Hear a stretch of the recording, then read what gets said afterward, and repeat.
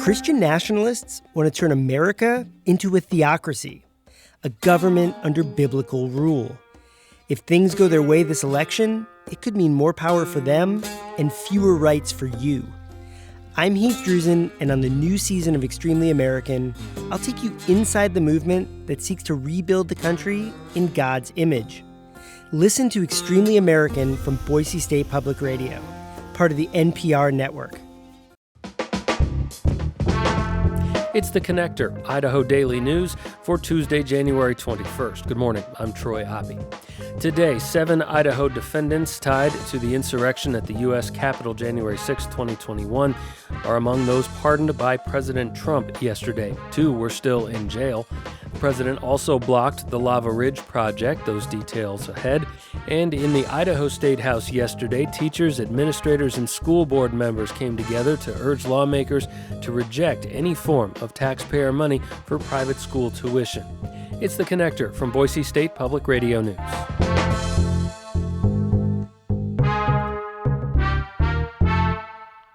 The pardons issued by President Trump to people accused or convicted of rioting at the U.S. Capitol January 6, 2021, in what was an attempt to disrupt and reverse the 2020 election result, include 7 from Idaho.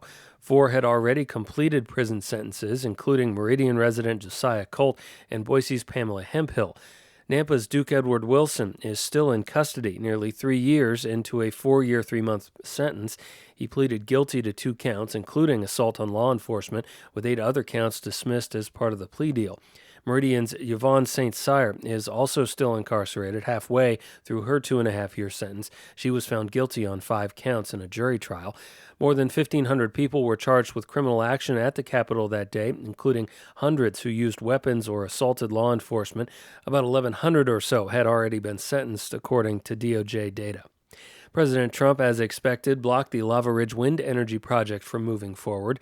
Included in an executive order that reversed course on offshore wind energy project approvals, the order to specifically halt the Lava Ridge project in central Idaho calls for the incoming Secretary of the Interior to review the record of decision that approved the project.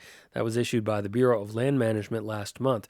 Trump's order will give the incoming Secretary, North Dakota Governor Doug Burgum, though he awaits Senate confirmation, the power to conduct a new comprehensive analysis of the Lava Ridge project and make a final decision.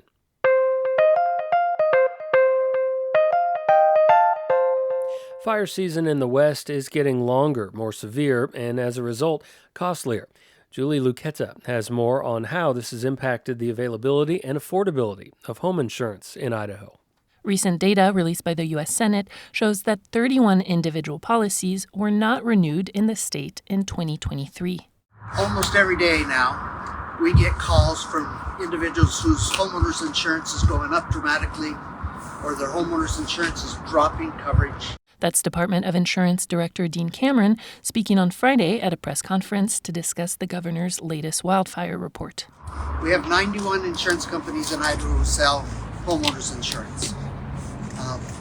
In 2023, 22 of those companies asked to discontinue or non-renew individuals' policies. 2 Idaho counties, Blaine and Boise, had some of the highest non-renewal rates among counties nationwide, according to the Senate data. Julie Lucchetta, Boise State Public Radio News.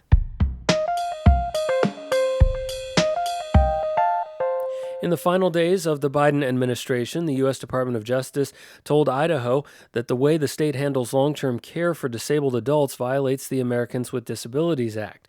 Idaho Public Television reports the DOJ wrote Governor Brad Little last week, alleging Idaho's over-reliance on institutional support settings for people with disabilities is actually harming younger people or those who have low care needs who could otherwise live outside of care facilities if they got the appropriate support. A third of Idaho's nursing home residents are under 65 or have low care needs, according to the DOJ's investigation. The DOJ notes that a separate report from the Idaho legislature recognized the state's community-based service offerings were not enough to meet demand, but lawmakers haven't taken action to remedy the problem.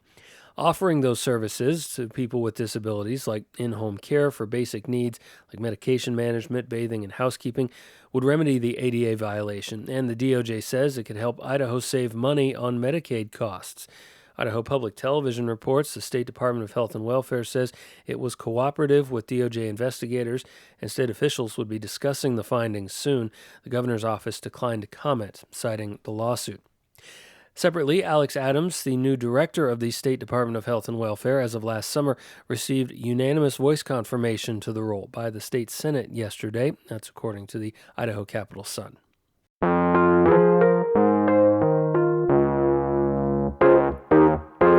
Teachers, administrators, and school board members banded together at the state capitol yesterday, urging lawmakers to reject any form of private school tuition subsidies using taxpayer money. Governor Brad Little set aside $50 million for such a program in his proposed budget, but he said such a bill must prioritize low-income families, must have some form of accountability, and cannot take money away from public schools.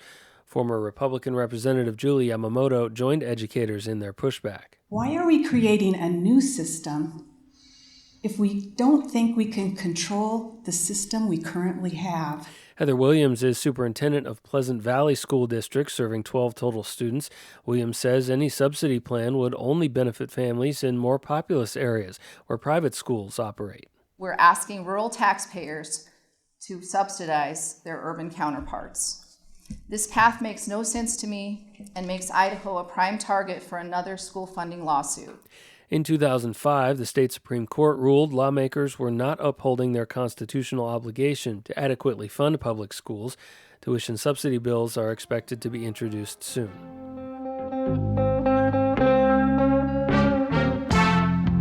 And that's the Connector for Tuesday, January 21st. Our news director is Sasha Woodruff. Our general manager is Tom Michael. The Connector is a production of Boise State Public Radio News. I'm Troy Oppie. Have a great Tuesday.